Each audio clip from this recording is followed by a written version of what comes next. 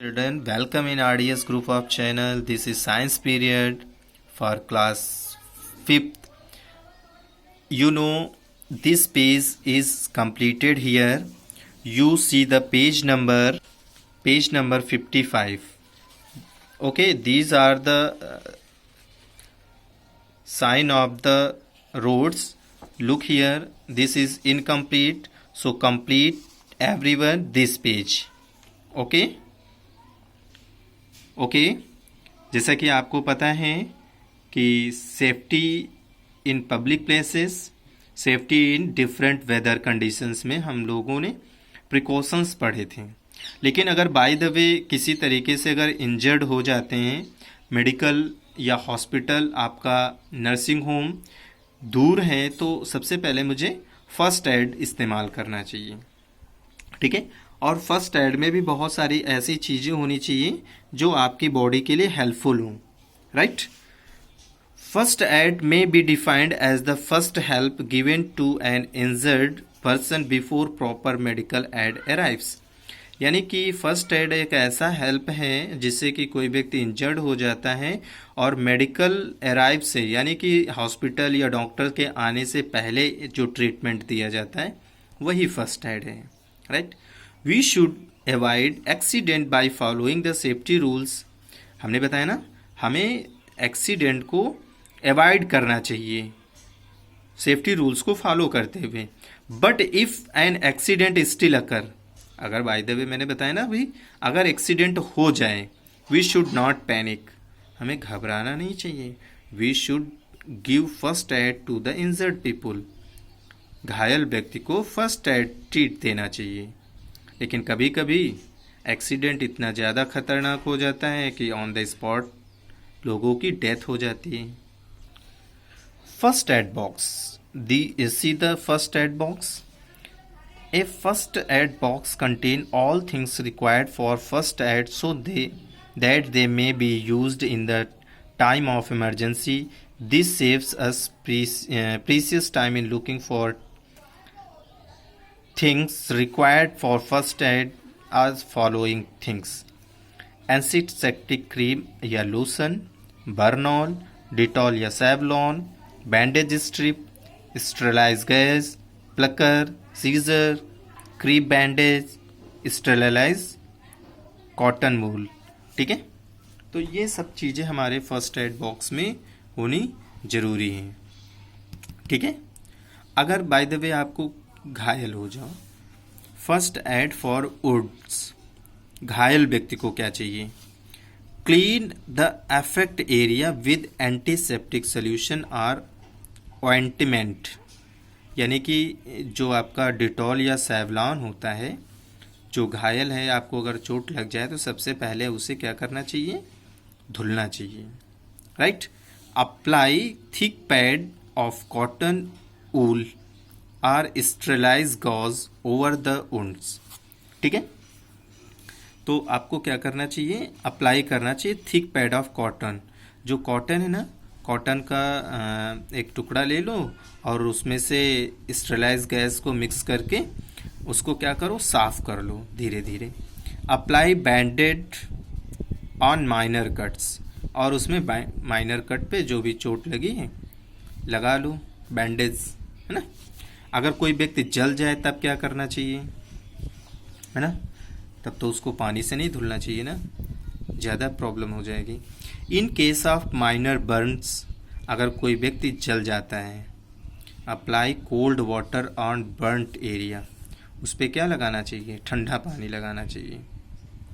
Apply antiseptic to prevent infection, और क्या लगाना चाहिए? एंटीसेप्टिक। जैसे कि आपको क्या लगाना चाहिए? बर्नॉल लगाना चाहिए। ठीक है, क्या लगाना चाहिए? Burnol. In case of severe burns, cover the area with a clean piece of cloth. अगर छोटा सा भी जल जाए तो आप उसे पहले कपड़े से क्लीन कर दो। Cover the area with a clean piece of cloth. ठीक है। If the person's cloth have caught fire, अगर लोगों की या कोई व्यक्ति की कपड़ों में आग लग जाए, अगर कोई व्यक्ति आपके कपड़े में आग लग गई तब क्या करेंगे? The person should be made to roll on the floor and thick blanket should be wrapped around his body. उसको ज़मीन पे लिटा देना चाहिए और उसको रोल करा देना चाहिए। रोल कराने के बाद उसके ऊपर ब्लैंकेट समझते ना, उसके ऊपर मोटा कंबल डाल दो, जिसकी वजह से उस व्यक्ति की जान बच जाएगी। Take a victim to a hospital immediately. उस विक्टिम पर्सन को या पीड़ित व्यक्ति को तुरंत हॉस्पिटल ले जाना चाहिए।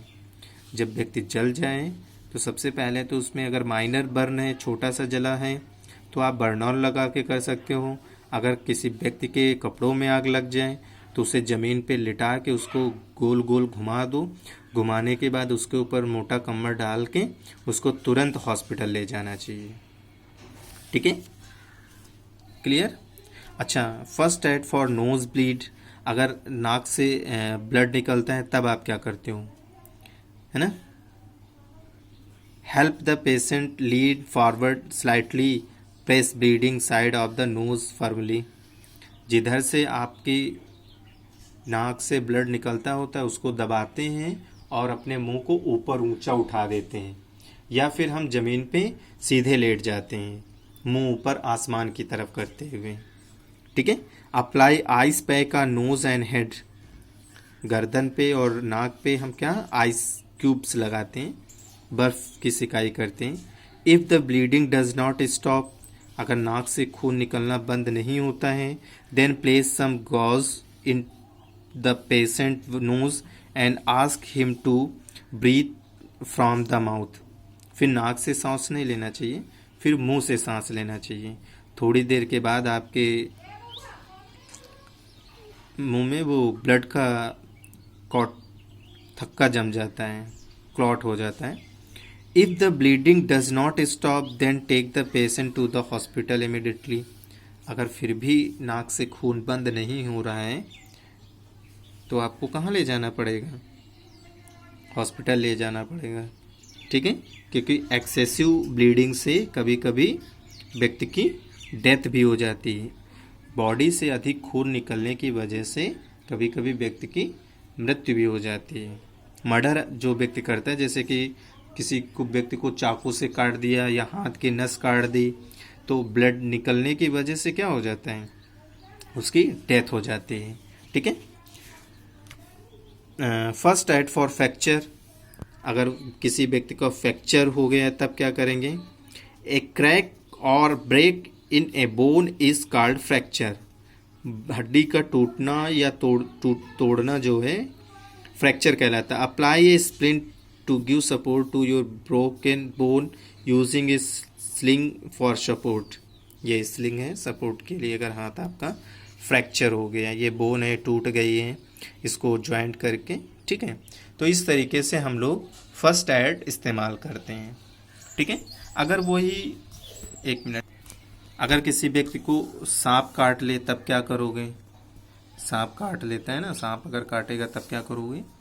Apply a tourniquet just above the bite to stop the flow of blood to the heart. यानी कि उसको, जैसे आपको सांप यहाँ पे कट कर ले तो आपको यहाँ पे टाइट किसी रस्सी से या किसी कपड़े से या किसी ऐसी चीज़ से उसको टाइटली आपको क्या कर देना है, टाई कर देना है, बांध देना है। ठीक है, जिसकी वजह से जो आपका ब्लड का जो सर्कुलेशन है वो हार्ट तक ना पहुंचने पाए। अगर हार्ट तक पहुंच गया तो क्या होगा? हार्ट बीट कम हो जाएगी, फिर आपको डेथ भी हो सकती है ऐसे व्यक्ति की। Try to push the beaten part and discard the blood coming out of the region. वहाँ पे आसपास एरिया में उसको दबाओ और दबाने की वजह से क्या होगा, इसका जो ब्लड है बाहर निकलेगा जहाँ पे सांप ने काटा है। अगर ब्लड के साथ साथ में उसका पॉइजन भी होगा वो भी बाहर निकल जाएगा। ठीक है। Don't let the patient sleep and rush him to the hospital immediately.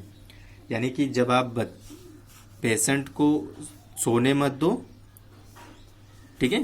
Don't let the patient sleep and rush him to the hospital immediately. उसे तुरंत हॉस्पिटल ले जाना चाहिए। अच्छे से ट्रीटमेंट कराना चाहिए। तो इस तरीके से स्नेक बाइट से वो बच सकता है। ठीक है, फर्स्ट एड क्या है स्नेक काटने से?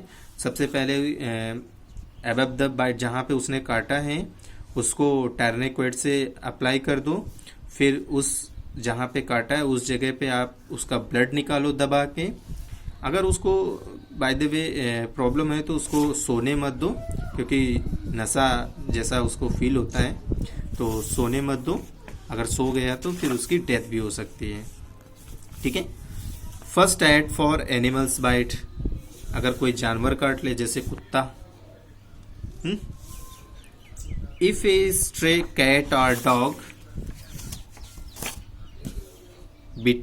bitten, then first wash the wound with soap or water। यदि आपको कोई कुत्ता या बिल्ली काट ले तो सबसे पहले जहाँ पे काटा है उसको साबुन से धुलना चाहिए। Apply an antiseptic cream on the wound, वहाँ पे एंटीसेप्टिक क्रीम यूज़ करो। Take the patient to the doctor immediately, उसको तुरंत डॉक्टर के पास ले जाओ। डॉक्टर के पास तो ले जाना ही पड़ेगा। ठीक है, लेकिन ये फर्स्ट एड होता है ठीक है। फर्स्ट एड फॉर पॉइजनिंग, अगर कोई व्यक्ति जहर पी ले तब क्या होगा? Poisoning from medicines, detergent, phenyl, naphthalene balls can cause the person to feel dizzy, है ना, यानी कि उसको बहुत ही। तो फर्स्ट एड के लिए सबसे पहले मुझे क्या चाहिए? जिस व्यक्ति को पॉइजन दिया जाता है या खा लेता है, या वो उसको दवाई से हो जाता है पॉइजनिंग, है ना, मेडिसिन, कोई एक्सपायरी डेट मेडिसिन खा ली तब भी होगा, डिटर्जेंट पी लेता है तब भी उसको पॉइजनिंग, फिनाइल, नेपथलीन बॉल्स, इन सब चीज़ें से हो जाता है। तो वो उसको पीने के बाद उसको डिजी फील होता है। ठीक है। Place the victim in A comfortable place and don't crowd around the victim, उसको किसी ऐसे स्थान पर लिटा दो जो ओपन एरिया हो और उसके चारों तरफ भीड़ नहीं लगानी। भीड़ लगाओगे तो उसको और ज़्यादा प्रॉब्लम होगी। Rush the patient to the hospital immediately, और उस पेशेंट को तुरंत हॉस्पिटल भागना चाहिए। यानी कि हर एक कंडीशन पे डॉक्टर और हॉस्पिटल ज़रूरी है। ठीक है।